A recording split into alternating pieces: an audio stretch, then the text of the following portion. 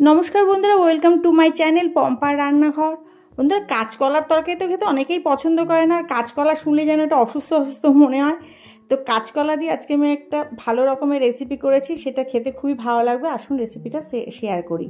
तो आमि काँचकलागुलोके এইভাবে ডুমো ডুমো করে কেটে নিয়েছি আর একটু নুন জলে আমি ভিজিয়ে রেখেছি। কাঁচকলাটা কিন্তু অবশ্যই একটু হলুদ জলে ভিজিয়ে রাখবেন, কারণ তাহলে কাঁচকলাটা কিন্তু কালো হবে না, নাহলে কাঁচকলার তরকারিটা অনেক সময় কালো হয়ে যায়। आलू और काँचकला केटे रेखेছি আর আমি এখানে মশলা একটা তৈরি করেছি। 1 চামচ ধনে, 1 চামচ জিরে আর অল্প একটু আদা দিয়ে তাতে আমি নুন হলুদ দিয়ে একেবারে আমি মশলাটা তৈরি করে রেখেছি। তুমি কড়াইতে তেল দিয়ে দিয়েছি, দিয়ে দিলাম অল্প একটু গরম মশলা ফোড়ন, দুটো এলাচ, দুটো দারচিনি আর একটু গোটা জিরে, সাদা জিরে দিয়ে ফোড়ন দিয়ে আমি এবার আলুগুলো আর কাঁচকলাটা আমি একবার ভেজে নেব। দিয়ে তাতে দিয়ে দিচ্ছি অল্প একটু নুন আর অল্প একটু হলুদ দিয়ে ভালো করে আমি এটাকে নাড়িয়ে চাড়িয়ে নিয়ে ভালো করে ভেজে দেব।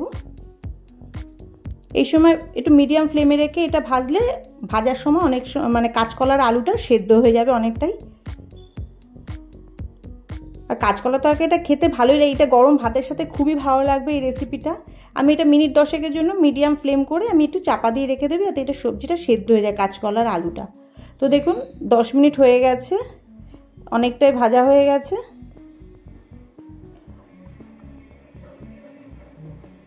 আলুটা দেখুন হাফ মতো 50% সেদ্ধ হয়ে গেছে, কাঁচকলাটাও সেদ্ধ হয়ে গেছে। তো ভাজাটা প্রায় হয়েই গেছে। আর এই কাঁচকলার খোসাগুলো কিন্তু কাঁচকলার খোসা বাটা একটা দারুণ রেসিপি, ওটা আমার ডেসক্রিপশন বক্সে দেওয়া আছে, ওটা আপনারা চাইলে দেখতে পারেন। আমি মশলাটা যেটা করে রেখেছিলাম সেই মশলাটা দিয়ে দিলাম, দিয়ে আমি এটা ভালোভাবে এখন এটা মশলাটা মিশিয়ে নিচ্ছি।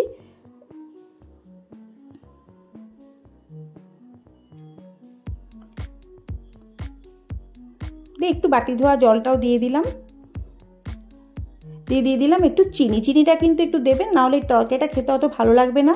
যেহেতু নিরামিষ তরকারিতে একটু চিনি দিলে ভালোই লাগে। আর যাদের একদম বারণ আছে তাদের তো কথা আলাদা। আর দিয়ে দিলাম অল্প একটু আমি গরম জল মতো, আপনারা যেরকম গ্রেভি খাবেন সেরকমই জলের পরিমাণটা দেবেন।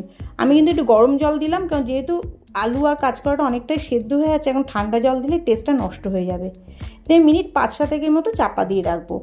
তো 5-7 মিনিট হয়ে গেছে, দেখুন ঝোলটা অনেকটাই শুকিয়ে এসেছে। বন্ধুরা কাঁচকলা খোসার বাটা রেসিপিটা কিন্তু আপনারা যদি চান দেখতে পারেন। এখানে আমি অল্প একটু ঘি দিয়ে দিলাম। এই সময় আপনারা গরম মশলাও দিতে পারেন, যেহেতু আমি গরম মশলা ফোড়ন দিয়েছি আর গরম মশলা দিলাম না, শুধু ঘি দিয়ে দিলাম। দিয়ে আমি নাড়াচাড়া হয়ে গেছে, তরকারিটা প্রায় হয়েই গেছে। আমি এই অবস্থায় তরকারিটাকে নামিয়ে নেব, কারণ ঠান্ডা হওয়ার পর আরও অনেকটাই শুকিয়ে যাবে। তো বন্ধুরা ভালো লাগলে অবশ্যই একটা লাইক করবেন আর সাবস্ক্রাইব করে আমার পাশে থাকবেন। ভালো থাকবেন, সুস্থ থাকবেন। ফিরে আসবো আবার অন্য কোনো রেসিপি নিয়ে। নমস্কার।